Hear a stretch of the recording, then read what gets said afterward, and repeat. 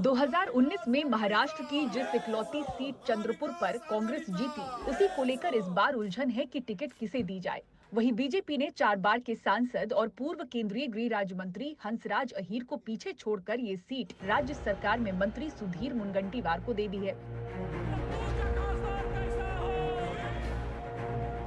19 अप्रैल को पहले चरण में जिन सीटों पर चुनाव होने हैं, उनमें चंद्रपुर सीट की लड़ाई कितनी दिलचस्प रहने वाली है, आइए आपको दिखाते हैं। चंद्रपुर लोकसभा सीट पूर्वी विदर्भ इलाके में आती है। ये क्षेत्र लंबे समय तक कांग्रेस का मजबूत गढ़ था। 2019 से पहले यहाँ बीजेपी ने जीत की हैट्रिक भी बनाई थी, लेकिन 2019 के लोकसभा चुनावों में कांग्रेस ने इस सीट पर वापसी की थी। हमारा लक्ष्य जो है, अगर वो संकल्प निश्चित होता है तो जनता जनार्दन का आशीर्वाद तो मिलेगा ही मिलेगा। और मैं 6 बार चुन के आया हूँ, वो कॉन्स्टिट्यूंसी में ही जटी गई थी, पर जनता ने प्रेम बताया ना। आखिर जनता को भी ध्यान में आता है कि विकास कौन कर सकता है। चंद्रपुर में एमवीए का कैंडिडेट, हालांकि अनाउंस हुआ नहीं है उनका कैंडिडेट, लेकिन आपको लग रहा है कोई किसी तरह की टक्कर नहीं होगी कॉन्स्टिट्यूंसी में? देखो, मैं टक्कर होगी नहीं होगी इस पे जाता ही नहीं, क्योंकि ये लड़ाई मेरी नहीं है, ये जनता के विकास की लड़ाई है।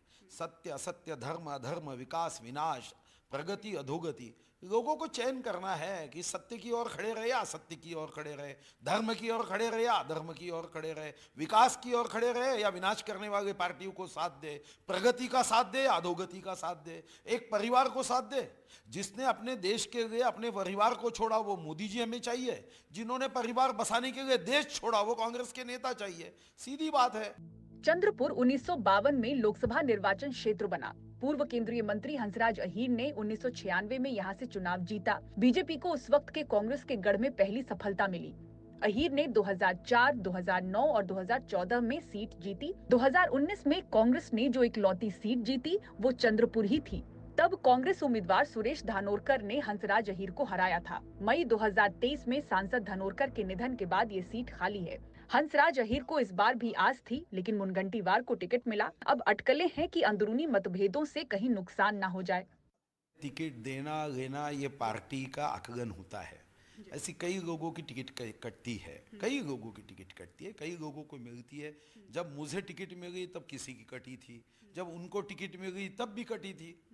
तो उनको टिकट मिल गई, उसके पहले मैं भी लोकसभा का कैंडिडेट था कॉलेज में जब पढ़ता था, तो मेरी जगह पे उनको टिकट दी थी, अब उनकी जगह पे मुझे दी है। तो ये तो चक्र है, इसमें नाराजगी का प्रश्न ही उपस्थित नहीं होता। किसी तरह की कोई बाधा आपको लगता है कॉन्स्टिट्यूंसी में आप फेस नहीं देखो, मैं फिर से कह रहा हूँ, पार्टी को मैं जानता हूँ, मैं महाराष्ट्र का प्रदेश अध्यक्ष रहा हूँ।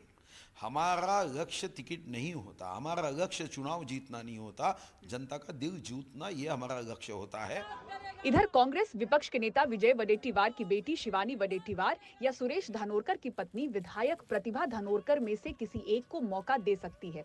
इस सीट को पाने के लिए कांग्रेस कोई कसर नहीं छोड़ना चाहती। जातीय और सामाजिक समीकरण बिठाए जा रहे हैं।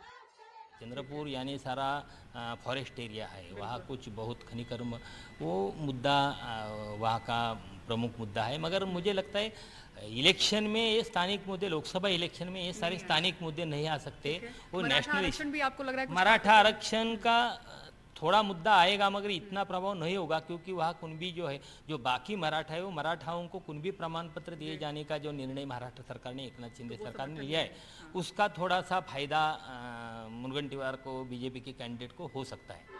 इस लोकसभा सीट में कुल 6 विधानसभा क्षेत्र आते हैं। इनमें से 3 पर बीजेपी का कब्जा है, जबकि 2 सीटों पर कांग्रेस का और 1 सीट निर्दलीय के पास है, यानी टक्कर एक तरफा नहीं। मुंबई से कैमरामैन संतोष के साथ पूजा भारद्वाज, एनडीटीवी इंडिया।